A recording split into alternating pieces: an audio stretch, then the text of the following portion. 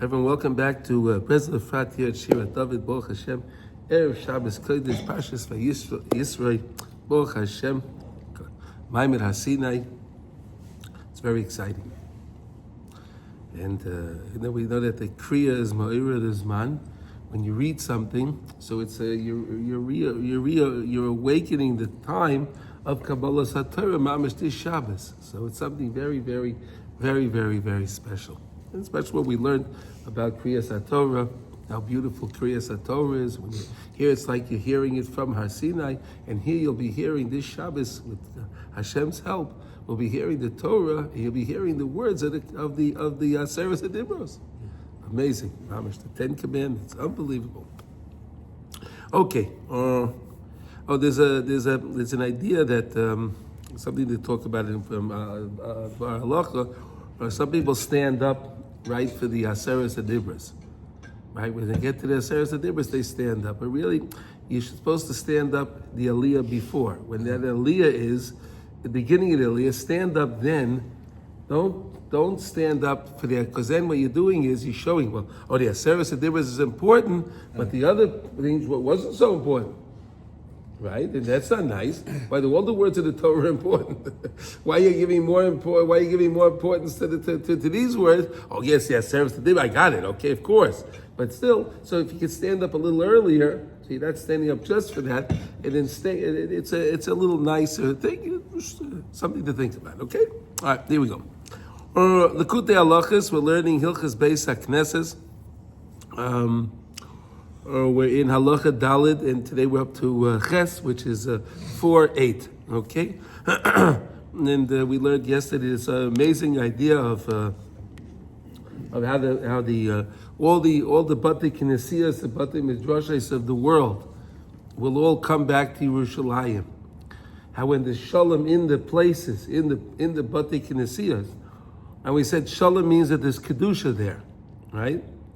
Right. If there's holiness, then you can have shalom. You can't have shalom. The definition of shalom is there's holiness there, and it's a shalom based on kedusha. You understand? That's true shalom. So, like we said, like when the world speaks about peace, they want to have peace talks, and they have no idea what they're talking about. They're not talking about shalom. That's not shalom.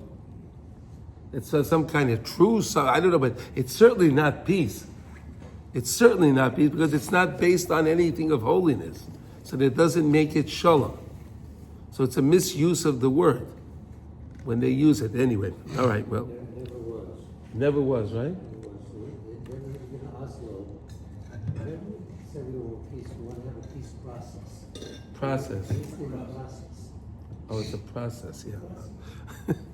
Okay, but again, it can be a process if it's based on kedusha. The process was all these guys, like Shimon Peres, all these guys, they went off to Paris, and to Geneva, meeting here, Washington. That was the process. That's the process, yeah. Okay, yeah. It's sad, but no, we're saying, but it's really sad. If they would only learn it, would understand, they'd see why it never works. What they're trying to do. It can't work. This is the truth, and it just can't.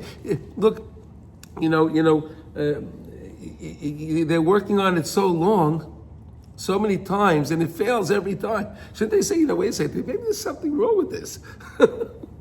You would think after a while, you do it, there's a mistake, another mistake, hey, maybe there's something wrong with our approach. But the others, the Sitrach is so strong, it blinds them from seeing that. It blinds them. But okay, Mitzvah Hashem, we have to daven for everybody. Okay, and we said when there is that kedusha, so all the artsias, all the physicality, the lands that are between one Beis HaKnesses and the next, it just ceases to exist. It doesn't need to be. It doesn't exist. And because of that, so the shuls will obviously gravitate one to the next because there's nothing in between them. Until all of the land and everything is nullified and everything winds up in Yerushalayim because everything else gets voided. It's a wonderful idea. Baruch Hashem. Listen to yesterday's class if you want to understand more about that. Okay. And again, we learn always for the well-being of the chayalim, our soldiers, the chatufim, our captives. Please, Hashem, release them. I say Hashem should release them because not these mishigoyim, okay? And also, of course, the pitzur, all of the injured. So many injured soldiers, so many injured people. Please, Hashem, heal them. Let's see. It was the same way it said that when we came to Har Sinai, right? When we came to Har Sinai, we all got healed. We were all healed, no matter what. If a person missing an arm, was missing a leg, he got his leg back. He got his arm back. He was blind, he was able to see. If he was deaf, he was able to hear. If he was mute, he was able to speak. Unbelievable. Whatever ailment the person had, whatever thing the person had, he got healed. It's the same way when we hear the Torah every time, and we learn, if we understand that listening to the Torah is so important. And it was because of Kabbalah Torah, that's how we were able to get healed. So if we understand when we listen to the Torah, we can also get healing. If we understand that. Same way when we healed at Har Sinai, again, when I hear, we're taking out the Torah, if I pay attention to what's going on here, wow, this is another reenactment. This is another reenactment of Kabbalah Torah right here now. We're not doing it, it's actually going on right now, at that time when you're reading the Torah. It's a lot to think about, okay? All right, so here we go. Let's go to Ches now. So this idea we're learning today is going to be learning about the idea that you always raise in holiness, but you don't lower, right? Everything always goes up. When it comes to holiness, it doesn't go back down. All right, here we go. This is an idea of the din, the rule. Malim b'kodesh v'loy meridin. Right, when it comes to things of holiness, you always can put them on a higher level, but you can't put them on a lower level. Remember we learned that, right? We learned a lot about that. Correct, right? We learned a lot about that. Okay. The main tachlis of what's the main purpose of kedusha? Who kedusha sefer Torah? The main kedusha. What's the holiest thing that we have? What's the holiest physical thing that we have? Torah. A sefer Torah, right? A sefer Torah has the highest point value, I guess you could say, of everything else. Everything else is holy. You have a mezuzah, you have tefillin, they're holy, but they're not on the level of a sefer Torah. They're not on the level of a sefer Torah, all right? Kamavoya b'Mishnah Megillah, all right? Over Shulchan Aruch, and Shulchan Aruch speaks about this, of course. And then it says, "B'nei ha'ir shemachru," right? So if you had the shevet tavei ha'ir, right? You had those 7 people that were elected, that were designated from the city to make the decisions on communal affairs, right? With things of holiness. So if they would decide to sell something, for example, machru Bait Hakness, right? They sold a shul. Right, let's say they're building it could be, let's say understand it like this. Let's say they had a small little house that they were davening in. Right, okay, let's just say, right, and they realize they don't need it anymore. It's not being used, not being utilized. So they could sell it, they could use the money for something else. What could they use the money for? They could buy a teva, they could buy a new bima for the other shul. Right, they could sell that. There's rules of what they can use the money for. Right, there's rules what they can use, so they can sell that other house, right, that they were using, and then buy a new bima, new aron kodesh, new things for the shul, for the main shul. Okay, and then if they sold, let's say they sold the teva, let's say they sold the bima. Right, this bima was, I don't know, whatever. They didn't like the color. They didn't like whatever it is. They sold it. So now they can't buy another bima with that money. They have to up the money. It has to always go higher. So what can they do? They can buy new covers for the Sefer Torah. If the Sefer Torah needs a new mantle, if it needs a new cover, so they can buy a new cover with that money, right? And then if they sell the covers from the Sefer Torah, so then they can only buy another Sefer Torah. They can use it to buy another Sefer Torah, and so on. You can't Again, use it for tzedakah. No. That's communal money. No, it's earmarked. No, that money is earmarked for something. It has to be for something of holiness. Now, that I'm not saying Chas V'Shalom tzedakah is not holy. But this money was designated for this, so it has to be used for that. And those are the rules. Those are the rules. The people have the different accounts, right? The different funds, right? Some funds, right? You have that. You're an accountant. You know that, right? Some monies can be used for this. Some monies can be used for that, right? Right? People have, let's say, a retirement plan, right? A pension plan, right? So they can only use their money for certain things. You can't use it for other things, right? You have the same idea, same ideas, right? Okay. Such a thing, you can also sell Sefer Torah, yeah? You could sell Sefer Torah for another one. Only for another one? Yeah, that's the highest one. But it's not for, I remember, to get married or something? Oh, that's if you have a personal Sefer Torah. Only. Not from a shul. Personal. Personal one. If you have a private, you wrote yourself a Sefer Torah, you need the money to get married, that's a different story. Here we're talking about a shul. The shul. We're talking Hilchos, what? Something special about Pidyon Shvuyim? Pidyon Shvuyim would, yes, they can do that, yes. What's that? That's if they have to free a captive. If someone's captured, they can do things. There's special rules. Okay, but those are very unusual situations. Hopefully, we don't see this. We have our captives come back, and they don't even want money. These guys, these guys don't want money. I don't know what the hell they want. They want their murderers back. They want murderers back. Yeah. They don't want money. It would be easier if we could just make a deal with them, give them money, right? It's like in the story of Rav Nachman, of Yeah. the Gibor Chai in his country. Yeah. Okay, here we go. Okay.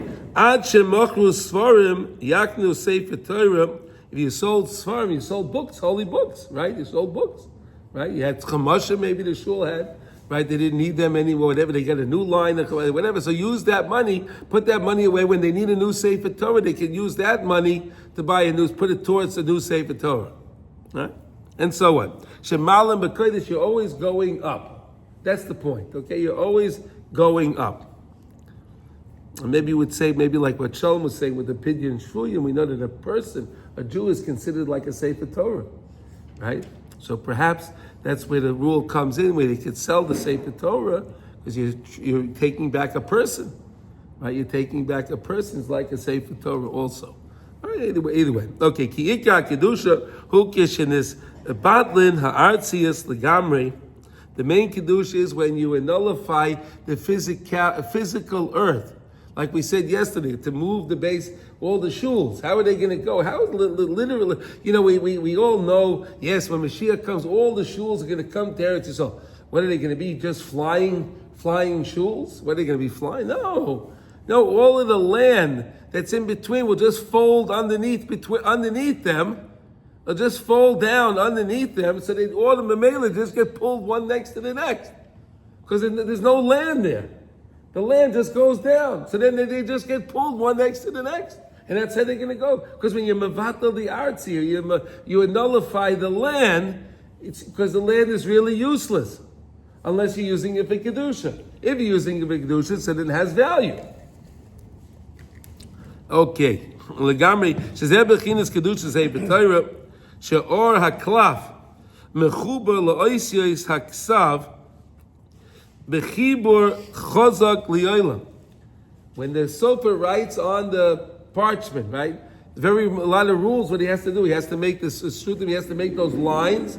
He has to have lines. You ever see that? Mordechai, you get a aliyah all the time, right? So he always has lines in the Sefer Torah, right? They're etched in there. They're not lines with ink. Right. They're etched in. They're etched into the parchment.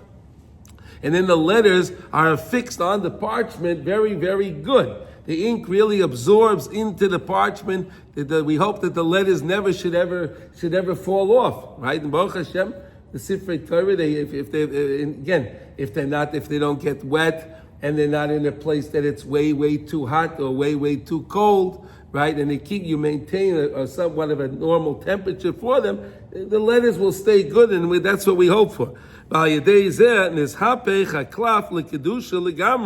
like Gemura. Shelo Oisis HaKadoshim Shebesefer Torah. So here you have a piece of parchment, right? So we don't understand it as much today, perhaps, but it used to be that they used parchment for everything. If you had to make a business contract, you wrote it on parchment. They didn't have paper. They had parchment. That was what was used, right? That was what was used. I believe, like even the Gettysburg Address in the American is written on a piece of parchment, right? No, I think so. No, it's on paper. I know it was. It was yellowish, though. I remember seeing pictures of it. Yeah, I think it's a piece of parchment. I don't know if it's parchment. They used to use. That's what they used. That's what they used back then. They used parchment. Things were written out of parchment, made out of parchment. All right, well, we'll look it up. Either way. They made well, we can all agree, before they had the invention of paper, they used parchment, right? Yeah. Originally they used stones, right? They had stones. The Egyptians used to carve things on stones, right? Then we had the invention of parchment, and right, and then because that's how the Torah has to be done. So then once that was done, but what I'm trying to say is, you take this piece of parchment, and if you made the parchment, you said L'Shem Kedusha Sefer Torah when they were making it, right? Because you can't just take any parchment.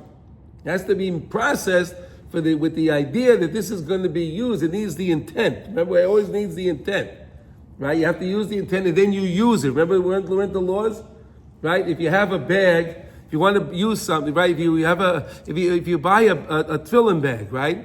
But you didn't use it yet. So then it doesn't have the kedusha. It's only when you have the intent to use, and then you use it, does it have the thing. Same thing with the cloth. In other words, they have to make it with the intention of it being, and then the sofer takes it and he puts his quill, the pen on it, and he starts to write. Then it has a kedusha sefer Torah. Ki ikra aliyas hakedusha hu al yedei adibur. The main thing is through the dibur shezeh bechinas oisis shebesefer Torah shem oisis hadibur. The whole point of the letters in the Sefer Torah is for us to speak. Again, purifying our blood. Speaking toward the Torah, you purify the blood. You quell the strife that's within the person to serve Hashem. Now that the cloth is connected to, is bound with those letters, right? Those letters are bound to that cloth. B'kesher chazak, with a very, very strong bond. They're very, very strongly bonded to that parchment. Ba'achlis gadol kol kach, and they become one. Right? The letters become one with the parchment. You ever think of that? The letters become one with the parchment. Right? Al kein is batal haklaf legamrei legabe oisis eksav v'koinim kedusha gemura. And therefore, the cloth itself, the same way we said, listen to this, we're using the idea that the cloth of the Sefer Torah is the same as land. Right? The same as land. And the same way the cloth is useless, is worthless unless it's used for something holy, right? Once it's used for something holy, the letters cause the cloth to be mevatel. The cloth is not important, it's the letters that are important. It needs a piece of paper, it needs the cloth to be on in order to be a letter. True. Okay, the same way the shul needs a piece of land for it to stand on. Right? That's the real estate of the letter. The same idea. You understand? The real estate that the shul stands on is the same as the real estate of the letter that's written onto the cloth. Same idea. That's the example that we're making. You got it? It's a beautiful idea, really, to understand. I love how Rab Nosson did this. It's all the time. Unbelievable. To help us, he first tells us how the land will be mevatel, and then he gives us the example of the Sefer Torah, how the letters are mevatel one to the next in the Sefer Torah, because again, the rest of the parchment is not important. It's only the letters that are important. So the same way, all the lands of the world will be mevatel, will be nullified. All of the real estate will be nullified, and they'll just fold in between, and then everything comes together. It's the same as the Sefer Torah. Same as the Sefer Torah. And perhaps he's using the idea of the Sefer Torah because all of the letters are next to each other. Right? All of the letters are next to each other, which is an example how all of the Batei Knesiyos will be next to each other when Mashiach comes in Yerushalayim Yer HaKodesh. You understand that? Beautiful idea. A Sefer Torah and Svarim have within them intricate, they have Kedusha within the Sefer Torah itself, within the books, the holy books. That's why we call them holy books. Why do we call them holy books? Because they have holiness within inside them. Ki gufam kedoshim machmas mikusharim la'is. Why? Because they're holy, because they're bound to the letters. Good morning with Yossi. Wow, Yossi. Can I say a Shechianu? Yes. Yeah. Okay. Val kein hagashmi shelahem nisbata legamrei. Therefore, the gashmius is totally nullified. The letters are totally nullified. The klaf is totally nullified to the letters. Right? You have letters, and then you have the klaf. The klaf is only holy because the letters are there. So the klaf itself has nothing, there's no holiness of the klaf. It's because of the letters. Same thing with the holy books, right? They write they print on the books the holy words, and that's what makes the book holy. That's sort of like a talus in tzitzit too? The same idea, same idea. We have a talent to the beggar. Yeah, just the beggar. Yeah. Right, it's a good example. Why? Because again, when you make the beggar the tzitzis, you also have to have in mind that you're using that for tzitzis. Right. When you make the klaf for the Sefer Torah is for stam. Sefer Torah tefillin and mezuzahs, right? That's what they call stam. Right? You ever see a sofer stam? Yeah. That's a Rosh Tevis for Sefer Torah, tefillin and mezuzah. That's what stam means. It's a Sefer Torah. Right? So they have to, when they make it, they have to make it for that reason. Sefer Torah. Stam. Sefer Torah, mezuzah. Tefillin, stam, is samach, tov, mem. Sefer Torah, tefillin, mezuzah. In that order. That's it. No, tzitzis, no. So for low, different, right? It doesn't have intricate kedusha by itself. Yeah. Right? We learned that. We learned the difference, right?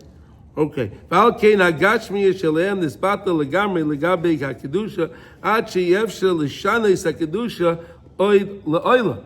You can't change it. In other words, you can't say, "Hey, look, I'm going to take all the parchment with the letters out, and then the rest of the parchment." No, it's only a Sefer Torah because they're all together on the parchment. So then, in other words, the parchment itself doesn't have the value. The only value it has, it's holding everything together. Right? The same thing. You have a book. You have paper. Right? You have the books that we're reading. Right? So they could have printed anything they wanted on this paper. Right? But they printed holy words.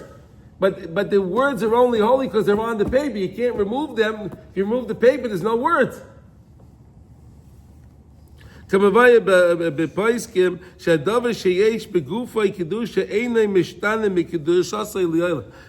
that has in it never changes. You can't change the holiness. It never changes. It never loses. It never changes the level of holiness forever. If you have tashmishe kedusha, right? We have tashmishe mitzvah and tashmishe kedusha, right? Tashmishe mitzvah is what we call the tzitzis. Tashmishe kedusha is svarim, right? That we're talking about. Why do you? If you have a siddur, you have a chumash, you have any kind of book, you have something that you can't use anymore. So you don't throw that out, right? You have to bury that. Why? Because like we just said. Why is that? Because the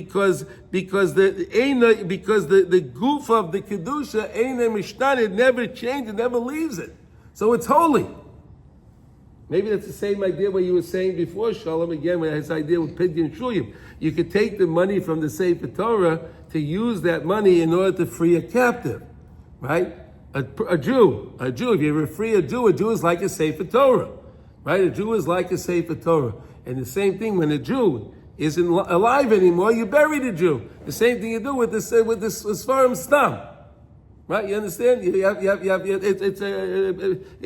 Shalom, thank you for bringing that up before. That was really brings it all together.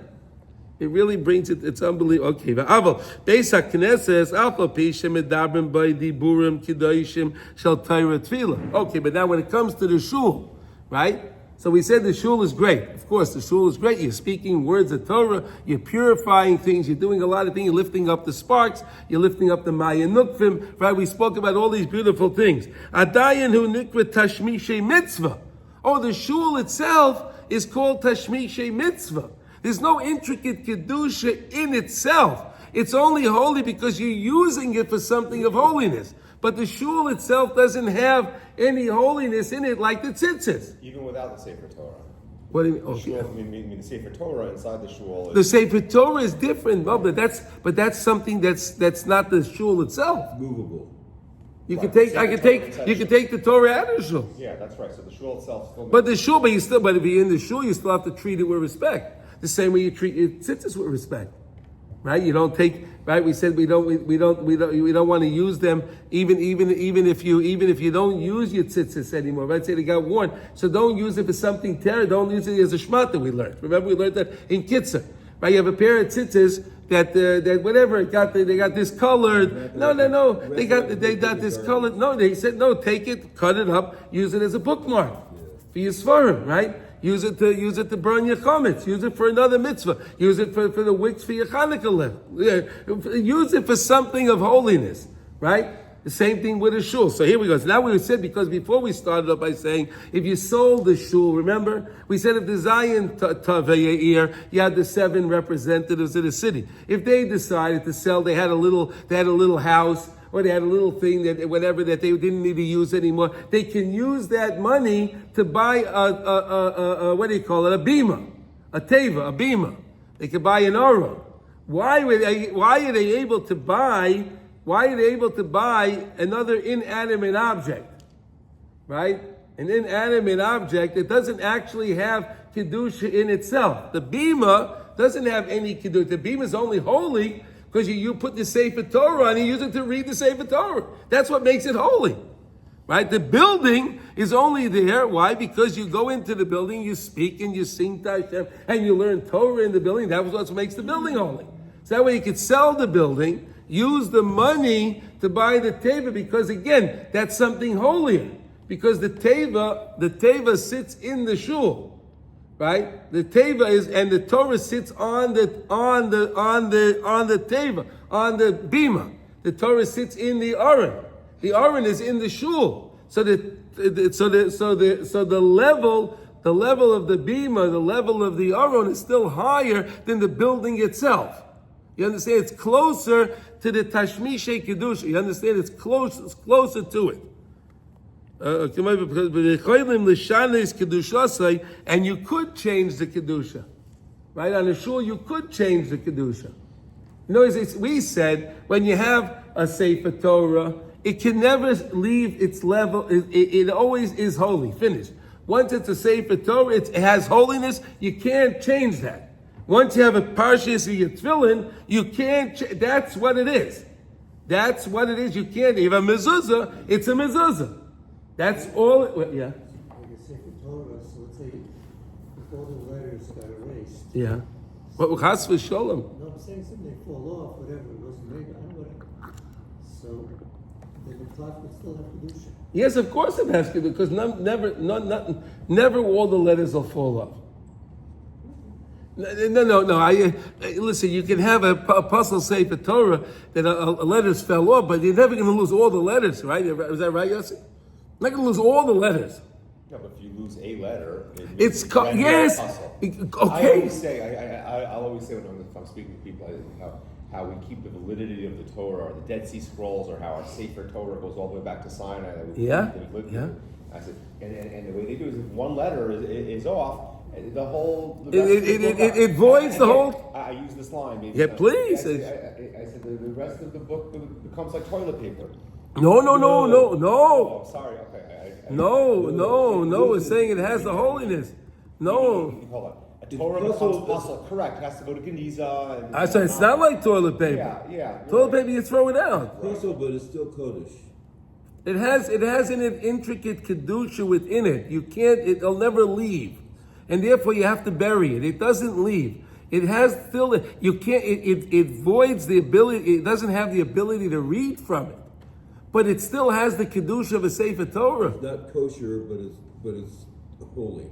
Right, it's puzzle, Yeah, they but think, it's still. but it's still a say. they'll They'll tell you what the rule is. You're supposed to take a gartel, tie it around the outside of the Sefer Torah if it's a puzzle Sefer Torah, so they know.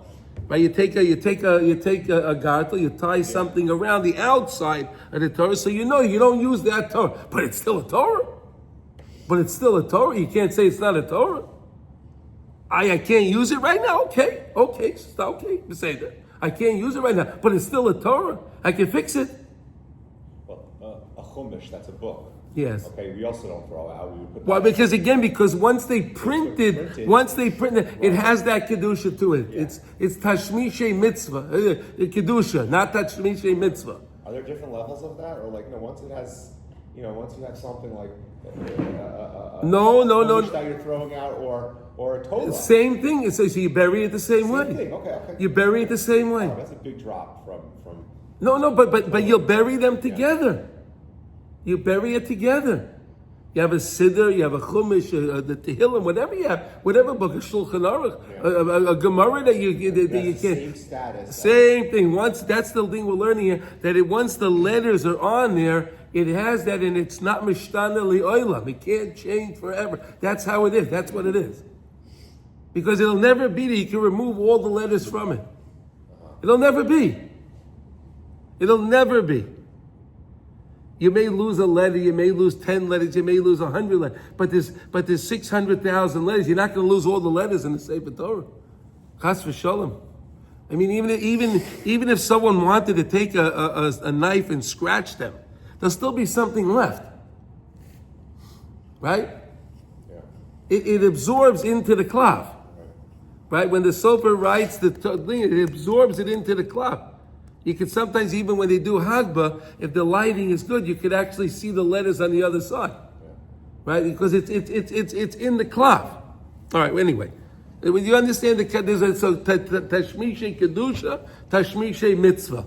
Tashmishe mitzvah, you don't have to bury, you treat it though with respect. You have to treat it with respect, but you don't have to bury it. Right? You have a talis bag that you were using, right? And it got a hole in it, the zipper broke, or whatever the case is. So you don't throw that out directly. Well, talis, wrap it up. A talis, you would first cut the tzitzis off. Yeah. Right? The beged itself you can actually throw out if you wanted to, but you put it in a bag, you don't throw it directly. The same way even if you have bread, right? Yeah. Bread, you shouldn't take bread and throw the bread directly in the garbage can. Right, put the bread, wrap it in a napkin, if you had a bag, put it in the bag, and then throw it in the garbage. You don't want to, it's a bizayon. You understand? There's such an idea, there's such a thing as like it's a bizayon for the item. You understand, right? If you have a talus with tzitzis on it, it was never used. It's still in the box, but it got rain damage or it got discolored.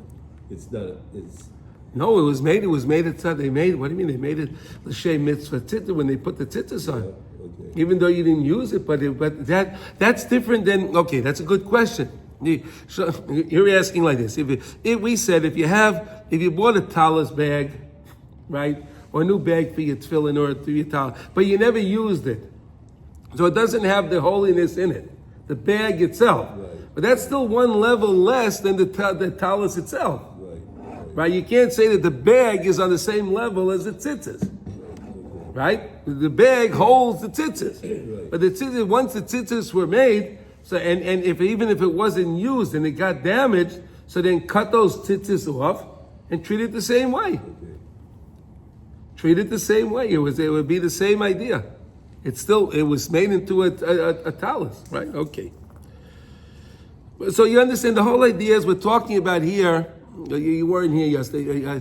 We were saying, that you ask anyone, they'll tell you, Mashiach comes, all of the shuls and all of the batei midrashim are going to all come to Yerushalayim. Right, because it gets all its kedusha from there. It gets its kedusha from exactly.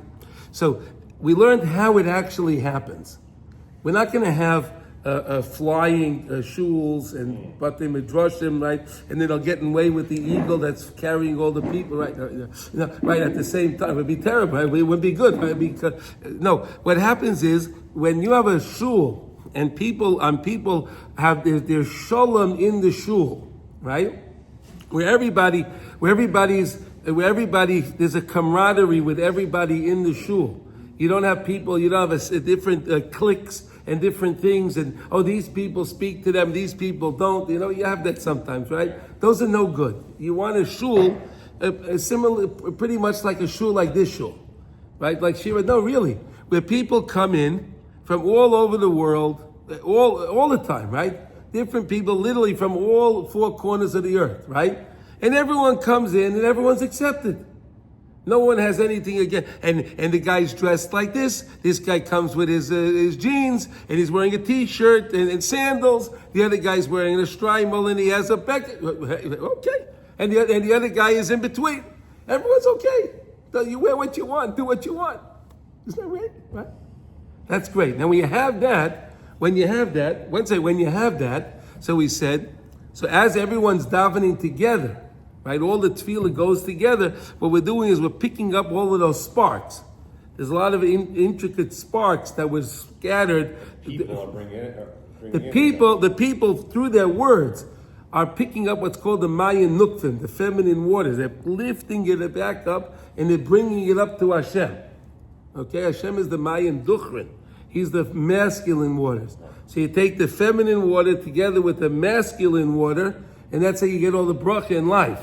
Because that's how you have the child comes from masculine and feminine fluids, right? Right? Hashem, meaning, so Hashem's the giver. Hashem's, We're yes. the receiver, because he's We're receiving, yeah, here we go, right? But does he ever become, like sometimes we give him. Yeah, so yes, He we are. becomes like the There's an idea. Yes, there's an idea like that. Yes. When you're doing something, when you do something for Mesiras Nefesh, right? Yeah. You really Meiser Nefesh to do something. HaKadosh Baruch Hu really appreciates that. He really accepts that. That's something very, very special, right? But that's something else that we're learning. That we're not learning that right now. That's not part of this lesson. So we're saying that what happens is when you have that.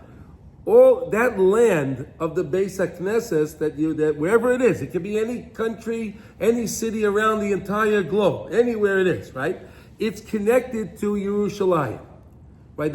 What's the proof? Everyone that davens, wherever they're davening, they're always facing towards Yerushalayim, right? You ever think of that, right?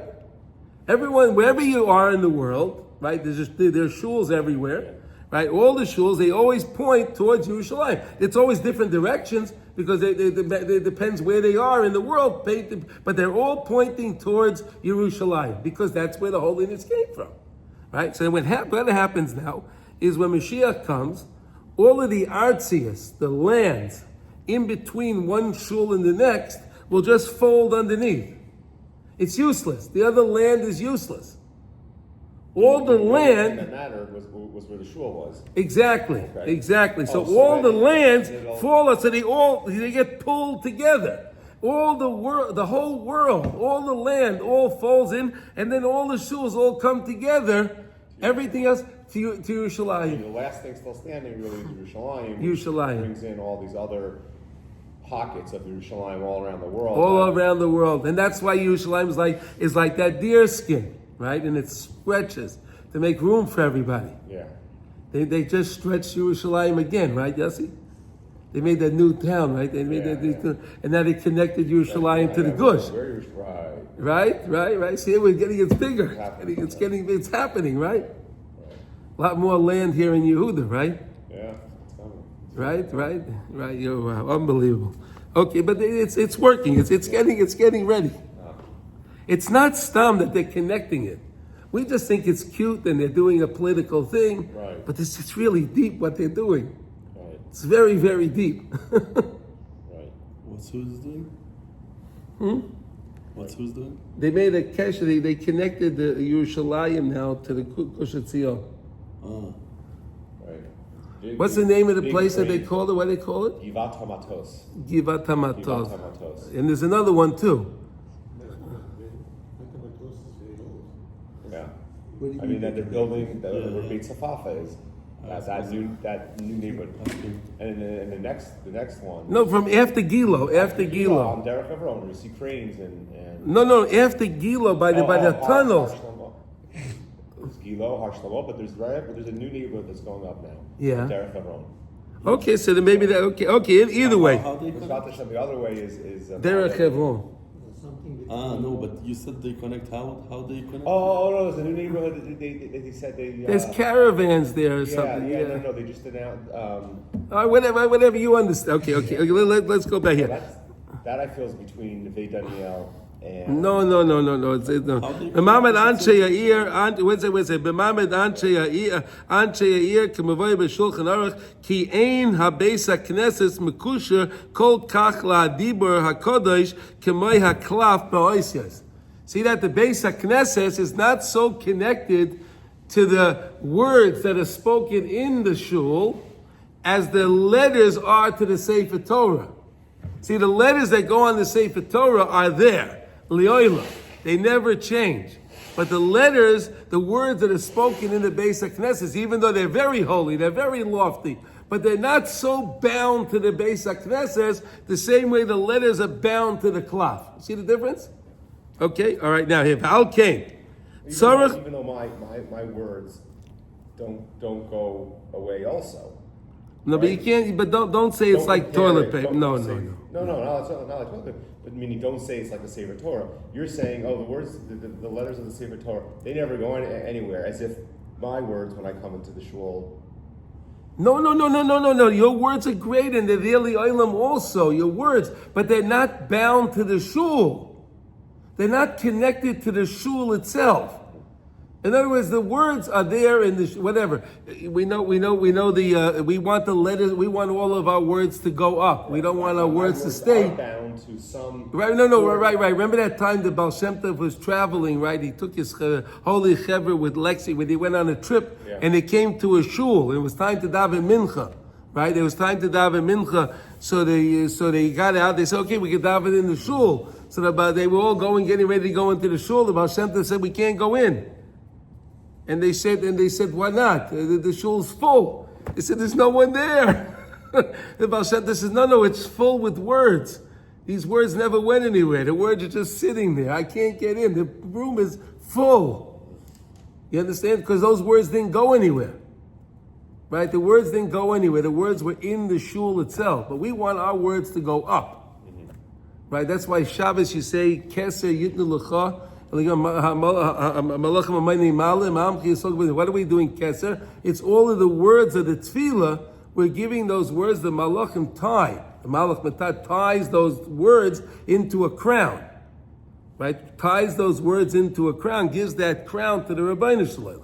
Right? That's the crown. That's the Keser Yitnu L'cha. We're giving you this crown. That's our tefillah. Right? We just finished davening Shmon Esrei, we're with Shachris, Musaf. Now we come to the Kedusha. We're giving Hashem the crown. Right? So we said it's very important in the shuls that you want your words of the shul to be part of this crown. Right? But if you have people in the shul that there's no shalom in the shul. Right? And there's people that this way, I don't like this guy no good. That when you have that, or people are talking in the shul, and right, they're talking in the shul, they're causing a lot of damage. So then those tefillahs that go up, it's damaged material. So the same way we said when a goldsmith and a jeweler is making the crown for the king, right? Any stone that's not perfectly clean, he get rid of it. He wants clean, so he wants good stuff, right? Same thing when they're making the crown for, of course, when they're making the crown for HaKadosh Baruch Hu, it has to be beautiful words.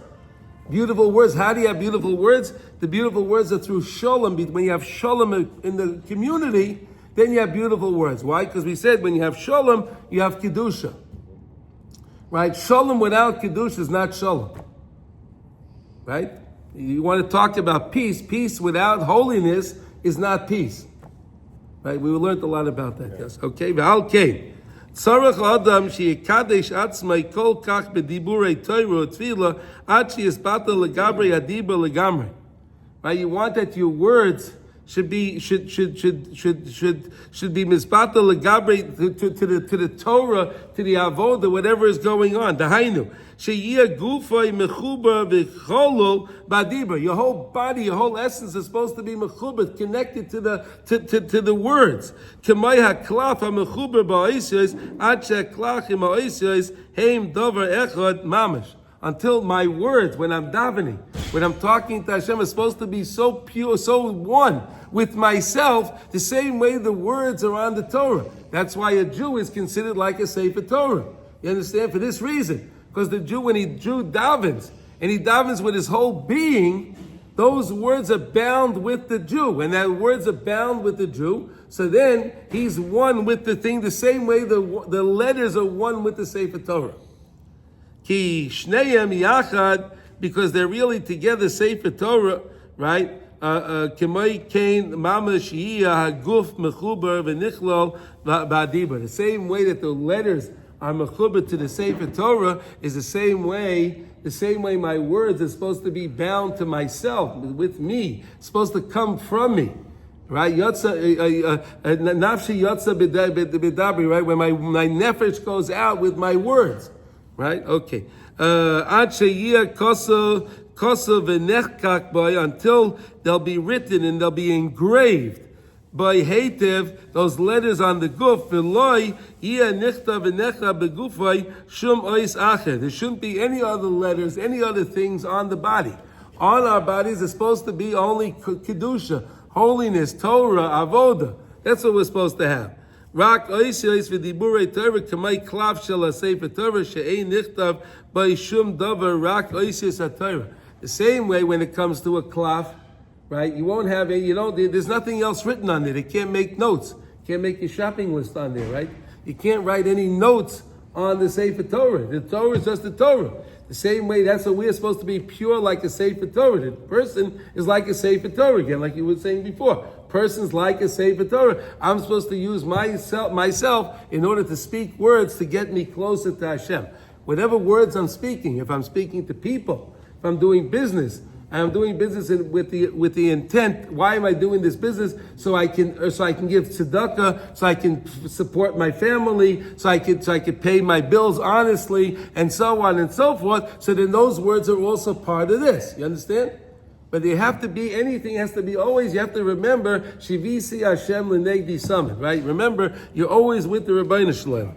Bazai, Zeho Adam Hu Kodesh B'Kedushas HaSefer Torah. Then this person is holy with the same Kedusha of the Sefer Torah. And that's why when a person passes away, you have to bury the person. Kenizah the same way, right? You bury the Sefer, right? Not only that, you can bury the Sefer Torah with the person.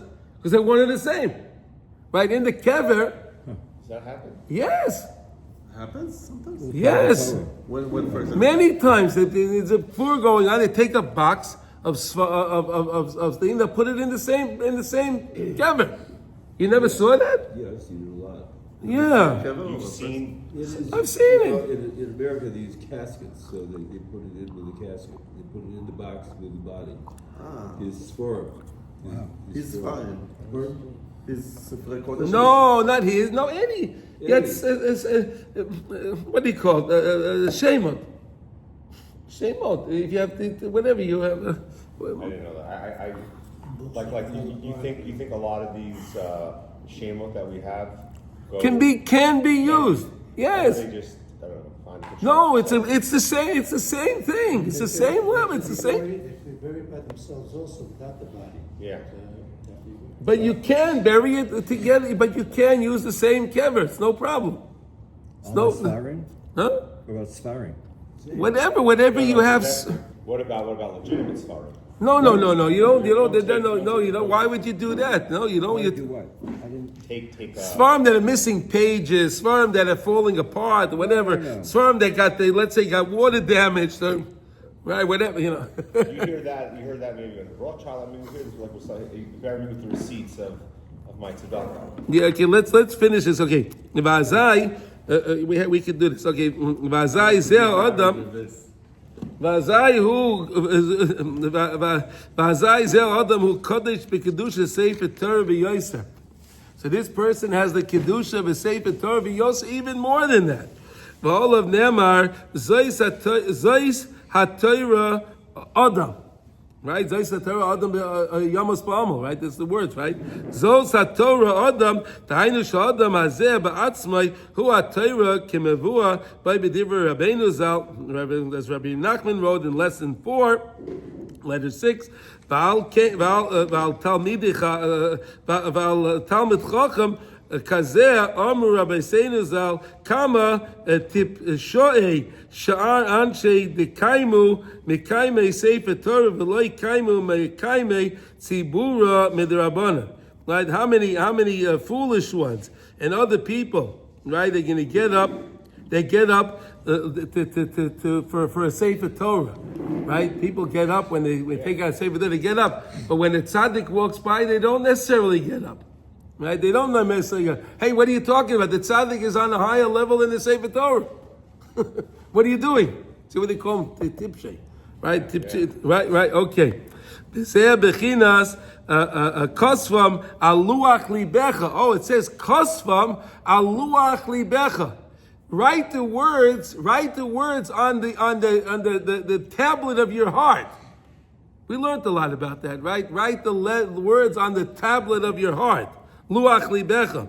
Hainu sheyiu diburei Torah kesuvim by mamish kemaya oises hanachtavim b'sefer Torah mamish.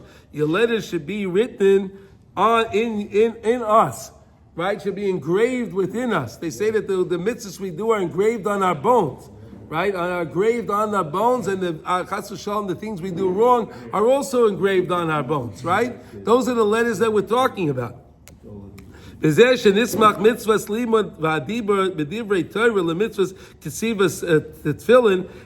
when it talks about lima divrei lima Torah is written next to tefillin. Why is it lima Torah written next to tefillin? Because it's the same thing.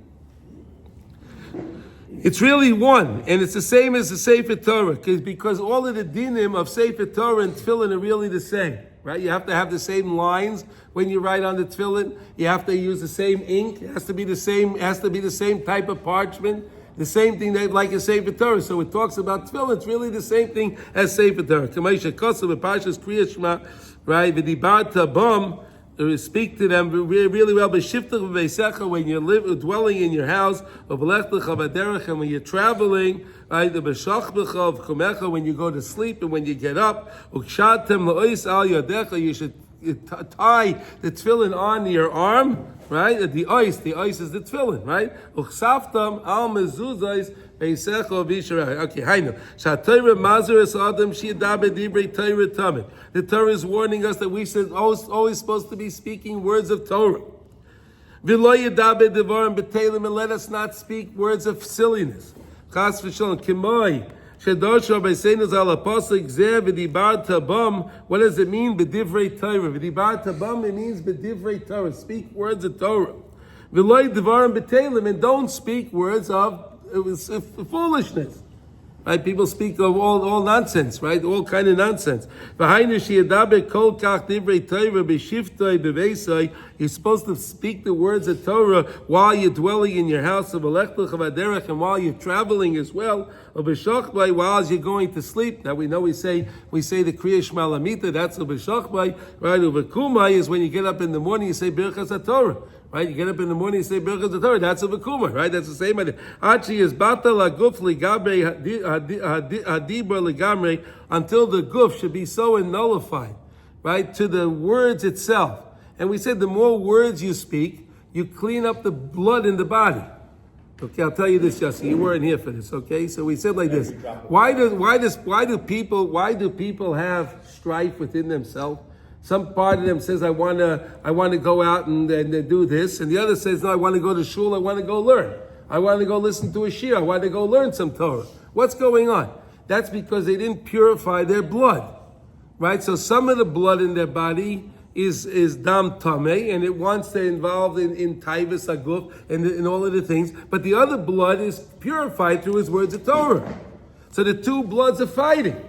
He wants this, but now the more you speak, the blood all makes its way through the throat, right? And through the throat, and the more you speak, you keep purifying the blood. As you speak enough, you purify the blood so much where the body itself will be in line, will want to do, the blood will all want to do the Ratzon of Hashem, the Ratzon of the Neshama.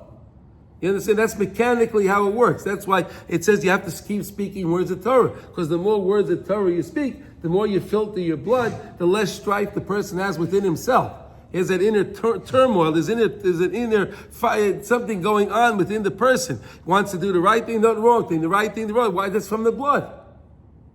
The more you speak words of Torah, you purify the blood. So that way everything works more in harmony.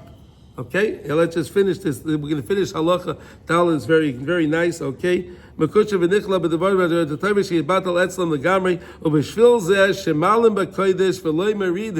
therefore we say you always go up in holiness and you don't go down. You always keep going up a next notch. Right? We said that we gave many examples of what that means. Because we always have to lift up those sparks. So we gave the example, what are the sparks? The sparks, we call them puzzle pieces, right? It was that beautiful puzzle that Hashem had in Shemayim when Adam and Chava ate from the tree. They broke that puzzle. The puzzle pieces scattered all around the world. As you speak words of Torah, those nitzitzes, we'll call them a puzzle piece. Right? You're lifting up those puzzle pieces, you're putting them back together. We said the same way a person has joy when he's doing his puzzle and he finds that piece that he couldn't find, and he finally finds that piece and he puts that piece there. Oh, that feels so good. I got the piece, it fit good. That's how it's when those nitzaitis are brought back to the Rebbeinu Shalom. He loves that because we're bringing the world closer to its final tikkun, putting back everything that was broken. We're repairing what was originally broken. We have to lift up these pieces, these sparks of holiness and the tzaitzais higher and higher. They need clarification after clarification. Because again, they were in the world and they got so full of schmutz over the years. Over all of the years, right, where it's 5,768, it's a long time. So these nitzaitis got a lot of schmutz on them. So you have to keep polishing them. The same way when they get gold nuggets, right? They're all dirty, they have to clean them up. You got to keep cleaning them, right? There's always a muscle for the nimshal, right? Right? You have a diamond, right? They polish the diamond, you have to cut the diamond. There's a lot of things to do. Same thing with the nitzaitis, they have to constantly be cleaned. So they'd have the taklas, the purpose of kedusha itself, the essence of the kedusha that it originally had. Shehu kedusha sefer Torah, which is the kedusha the sefer Torah. Shesham klaf. That's where you have the klaf makusha ubota legamrei oisis, and the klaf is mevatel to the letters. The same way the guf is supposed to be, person's body is supposed to be mevatel to the letters of his Torah, the words of his Torah, the words of his avodah, the words of his boidados, the words of his speaking to do good, kind things for other people. Those words all have to be one with the body. The same way the words are one with the Sefer Torah. You understand that, right? That's why we said, that's why the fool doesn't know that he has to stand up for the tzaddik. Right? A rabbi walks into the room, stand up. Why? You have to give covenant Torah. The rabbi's on a higher level than the Torah. No, they stand up when the Torah comes out. But when the rabbi comes, they don't understand up. But that's what we're learning, that each Jew is holy. Because each Jew that learns Torah, that speaks words of Torah, has led words in his body the same way we said that the words are on the cloth. And those words never leave the body. And that's why the Jew has the same kedusha as the Sefer Torah. Is that amazing? It's amazing to understand that a Jew has the same kedusha as a Sefer Torah. And the Sefer Torah is the holiest thing, right? Because again, it's the same process. You can't take the words off the Sefer Torah. You can't take the words out of the Jew. All right? Let's just see. We will finish the Shesham HaKlaf Makusha V'Bota L'Gabrei Oises HaTorah Shezei K'Shleimus Aliyas HaKedusha V'Vechines Shalom V'Achdus. That you have shalom and unity. You have peace and unity. How does it come? Through Kedusha. There's no shalom without Kedusha. And that's why all our idiot politicians are trying to make peace. You can't make peace without Kedusha. Peace means Kedusha. And they're just trying to do it like everything else. It's a waste of time, mamish a waste of time. I believe they're all buffoons because they tried this and tried it again and again and again. And they keep failing and failing and failing and failing. We'll try it again. But it failed the last 25 times. Well, why is it going to be okay now? They don't understand what shalom really is. Shalom is when you have Kedusha. You can't have shalom without kedusha. They're one and the same. The same way the words are one with the person on his guf, the words of Torah, Avodah, are one with the person's guf, is one. The same way the words on the Sefer Torah are one with the klaf, and the klaf is mevatel to that. So too, the kedusha and shalom go together intricately, and they can't be separated. Okay, so Baruch Hashem, we finished halacha Daled, and in Mitzvah Hashem, we're gonna learn halacha Hey Sunday with our Kodesh Baruch Hu's help. Let's learn one halacha in Kitzur Shulchan Aruch. Good job. It's hard. Hard to get it through. No, Baruch Hashem, Baruch Hashem. No, it's the most beautiful lessons, honestly. It's basic, yeah. And really amazing lessons. Help really understand us. And how do you understand the Sefer Torah? How do you understand the difference between Tashmishay Mitzvah, Tashmishay Kedusha, right? You understand Mitzvah and Kedusha, right? Okay. All right, let's see. Now we're learning now 13. Here we go. Oh, here we go. Interesting one. Okay, we're learning Kitzur Shulchan Aruch, Siman Yud Beis, right? And we're learning today Yud Gimel, which is 13, so 12, 13. Okay, mi shecholish libay v'kosha olev lahamtin milechol ad la'achar gemar tfilas atziba. You have a person that's a weak person, and he doesn't feel he doesn't have enough energy in order to be able to make it through the long tefillah, right? The long tefillah in shul. I mean, we don't really have that in these shuls that we live where we're here. The tefillahs don't take that long, right? But sometimes they have a tefillah could take an hour and a half, 2 hours, and the guy thinks he doesn't know if he can hold it. He'll be weak. He won't be able to answer the Amen Yehesh Me'Rava correctly, right? He could daven in his house, right? Start davening in his house, right? And then eat something in his house before, right? Only this is only in his house. You can't do this when it comes. You can't do this. You can't do this, Yossi, in the shul. You can't say I'll start davening earlier in the shul and then I'll eat. That won't work. Aval im ba lebeis haknesses sheyesh sham tziba. Let's say you came to a beis haknesses and there's a tziba there. The people are there. You already have 10 people. Also leilahaktin tfilasei letfilas atziba. Then you're not allowed to daven earlier before the tefillah. The tefillah. Tefillah means Shmon Esrei. So in other words, you could start davening ahead of the tefillah, because if you know they're going to go faster than you can do, so you can come earlier and you can start earlier, and so that way you'll be able to pace yourself, so you'll get the Shmon Esrei with the tzibah, right? You know that, right? No, meaning so even Ishtabach go through. You can, yes, you can. For Shmon Esrei, that's the main thing is to get the tefillah b'tzibah, the Shmon Esrei. Whatever you have to do, everyone knows how they daven, whatever it is. And then vice versa, if a guy comes in late and they're starting Shmon Esrei, hey, can I go? Well, those are the difficult laws, what you can do. For Ma'ariv, yes, you can. For Ma'ariv, you can start. Shachris is much more complicated. If you come into shul, they're starting Ma'ariv, right? Then you came in, and that's the minyan, right. And you came in 3 minutes late because they only give you 3, whatever, yeah. Yeah, okay, whatever. If that's so you can. So then you can say Shmon Esrei, and then after Shmon Esrei you can go back. Shachris is much more complicated. Okay. Vafilu im roitzer. Let's just see. Lalatzeis lechutz lebeis haknesses lispalo koydem atziba aser. Even if you want to go out of the shul and daven, but if that's the time, again Shmon Esrei. Right, you can't do that. You can't go out. You have to daven together with the tzibur Shmon Esrei.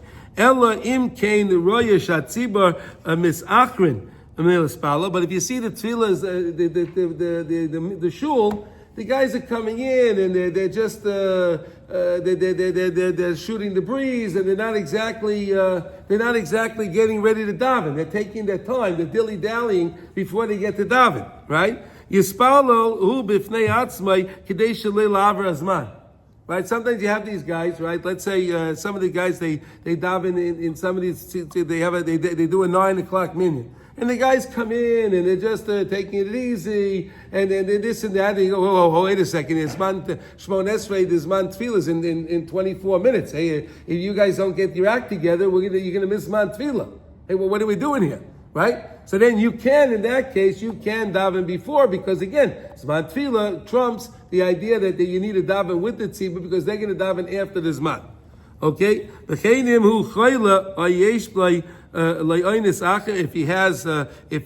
he's sick, or the person has some other circumstance, some other dire circumstance, mutter lahaktin tfilasai afilu bebeis haknesses, even in the shul, beyosetai sheyelech lebeis lispalo. But it's better if he goes back to his house to daven.